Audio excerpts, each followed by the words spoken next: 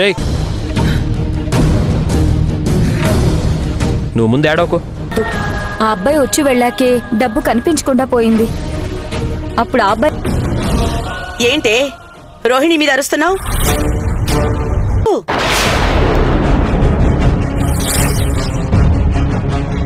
మా ఇంట్లో లేరు. ఓగి పెట్టి ఒక్కటిస్తే మంచినీళ్ళు అడగకుండా చేస్తావా? మీరింకా ఈ దొంగల కుటుంబానికే వత్తాసు పలుకుతున్నారు. వద్దు ముర్రో అంటున్నా వినకుండా. జరిగింది మీ ఇంట్లో ఉన్న 1,00,000 నువ్వేం చేస్తున్నావు అన్నయ్య? నీకేం తెలుసమ్మా? మాట్లాడితే వదిన మీద వాళ్ళ కుటుంబం మీద పడి ఎగరడంతవా నీ దొంగం చేస్తావా? పోనీ డబ్బులు తీయడం నువ్వు చూసావా? ఏం చేయాలి? అసలు మీరెందుకు ఇక్కడికి వచ్చారా ఆంటీ? అదే పాపం అయిపోయింది. అదే వాడికి శాపమై. నేనే కేసు వాపస్ తీసుకున్నాను. చదువుకునే కుర్రాడి భవిష్యత్తు పాడవుతుందని వాళ్ళ నాదే. తప్పే మా ఇంటికి పెద్ద దిక్కు. నా వల్లే మా నాన్న మనసు విరిగిపోయింది. పొరపాటున బస్సు కింద. అప్పటి నుంచి నా తప్పు నేను తెలుసుకొని మనిషిలా తయారైపోయింది.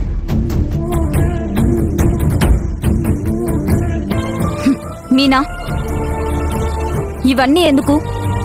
పోతే పాత మీనాన్ని చూస్తే తట్టుకోలేవు.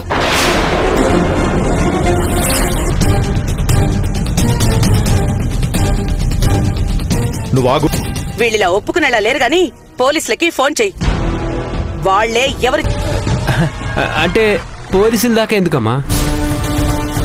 వాళ్ళ గురించి వీళ్ళ గురించి ఎందుకు ఆలోచిస్తున్నావు? వీళ్ళ బామ్మర్ది ఎలాంటోడు మీ తమ్ముడు. ఇలా అడ్డంగా బుక్ అయ్యానేంట్రా బాబు.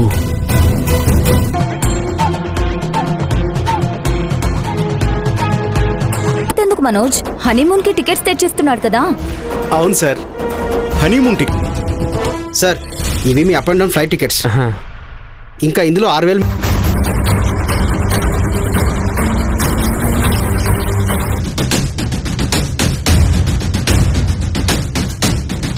కవర్ ఏంటో ఒక్కసారి చూడండి. నువ్వు ఏం కవర్రా? వాళ్ళ ఏజెన్సీ కవరే. Court stamp ఉందేంటన్నయ్యా?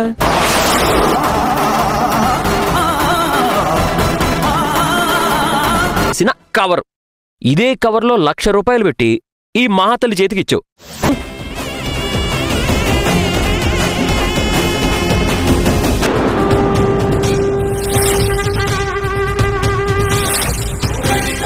ఏవమ్మా ప్రభావతమ్మా? పేదరా ఆ 40. పోలీసులకి ఫోన్ చేయమన్నారు. ఇప్పుడు పోలీసులకి ఫోన్ చేద్దామా? దొంగ ఎవరో బయటపడుతుందని ఇంతసేపు మీ ఆయన్ని పోలీసులకు ఫోన్ చేయమని చెప్పావు కదా. నిమిషం మాట్లాడొచ్చా? అమ్మా నువ్వు ఆగు మీనా. మాట్లాడి. మాటలు దొరకడం లేదా? తల ముఠా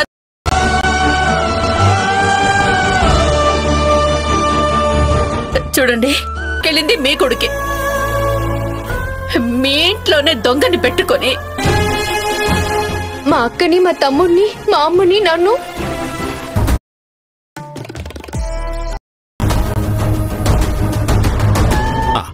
అందరికందరూ కరెక్ట్ గానే అడుగుతున్నారు. నా కొడుకు బ్యాగ్ అంతా ఒళ్ళంతా తడిమి తడిమి పంపించారే.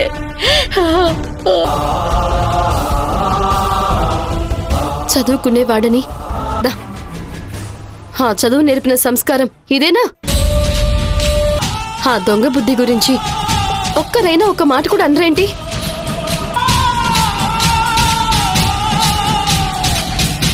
ఇంటి దొంగ ఏ పాపం తెలియని నా తమ్ముడి మీద ఇంత పెద్ద నింద వేసుకున్నావు. నాన్న బూజు దులపడానికి కర్ర నువ్వు తీస్తావా, నేను తీనా? కన్న తండ్రి కొడితే ఏ పెళ్ళామో అడ్డుపడలేదు. నువ్వు కానీ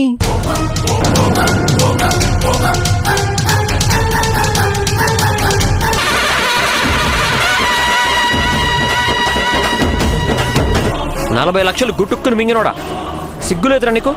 ఇప్పుడు మాట్లాడరా. అందరి ముందు పరువు మొత్తం తీసేశాడు. ఇప్పుడు ఏదో ఒకటి చేసి కవర్ చెయ్యాలి.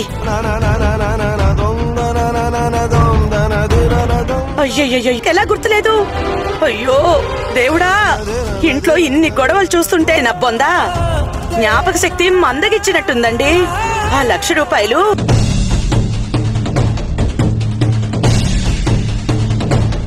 ఏంటి నాకు ఇలా జరిగింది? నేనేంటి ఈ విషయం మర్చిపోవడం ఏంటి? అయ్యో కదా. ఈ డబ్బు ఆ డబ్బు అనుకోలేదమ్మా, ఇది వేరే డబ్బు అనుకున్నాను.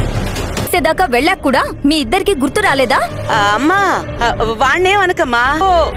అన్నిట్లోనూ తెలివి చూపించే నేను ఇంత తెలివి తక్కువ పని ఎలా చేసేసాను? ఇప్పుడే పుట్టుకొచ్చిందన్న.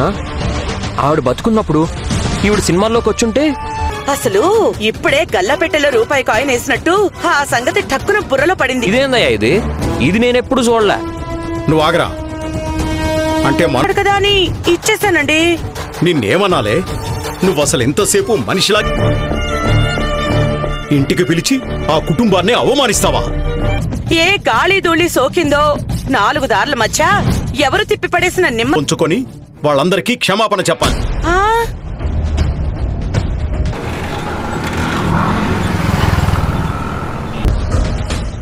నేనే కదా అడగాలి.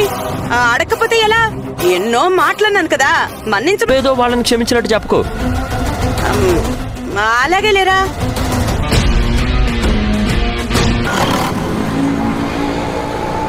ఏమనుకోకమ్మా, పెద్దదాన్ని అన్నానని ఫీల్ అవ్వకే. నువ్వైనా అర్థం చేసుకోమ్మా. ఈ వయసులో నేను తొందరపడి ఉండకూడదు. విశ్వవిఖ్యాతగాంచిన పర్ఫార్మెన్స్ ఆ మహానుభావులు పైనుంచి చూసుంటే నాన్న.